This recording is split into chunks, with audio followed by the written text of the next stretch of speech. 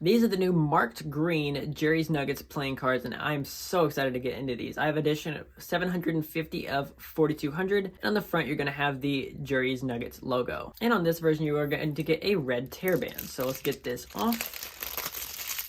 And now let's get into the actual deck itself. So of course, front of it is going to be gorgeous, absolutely beautiful. Both sides are going to say Jerry's Nuggets. And then on the bottom, you are going to get some ad copy down here. On top, it just says Las Vegas, Nevada. On the back, you're going to have the same thing as the front of the tuck box, and you do have a custom tuck seal, of course, moved off to the side because welcome to Jerry's Nuggets. So let's break this thing because although it's going to hurt a lot of souls, I have to because I got to do this review for you guys. So let's get into this deck. So now let's pop this thing open. And now you have nothing else on the inside of the tuck box. Let's take a look at the cards inside. Here is your green Jerry's Nuggets playing cards back design. And again, it is a marked deck. So if you want me to make a video on how the marking system works, let me know in the comments below. For your number cards, everything is going to be United States Playing Cards Company standard, whether it be the pips, indices, or values, everything, whether it be placement or color or size or shape, everything's going to be normal.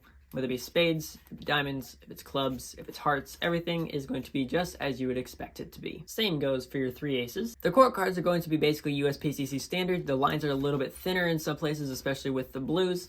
And even in a couple places it looks like they even cleaned them up a bit, but for the most part, everything's going to be just as you would expect it to be from any regular bicycle deck of playing cards. Here are your duplicate Jerry's Nuggets Jokers. And for your first ad card, you get a double backer. For your second ad card, you get a blank card. And last but not least, of course, your ace of spades. From bottom to top, it Faros beautifully every other.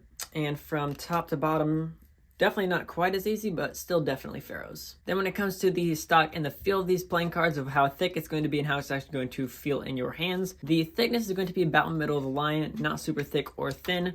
My guess is probably just standard on a, printed on a classic stock, not crushed, not anything extra crazy. And then when it comes to the feel of this deck, it's going to be somewhere in the middle between snappy and buttery. Snappy, of course, would be things like Backdrop or ATM, which look like this.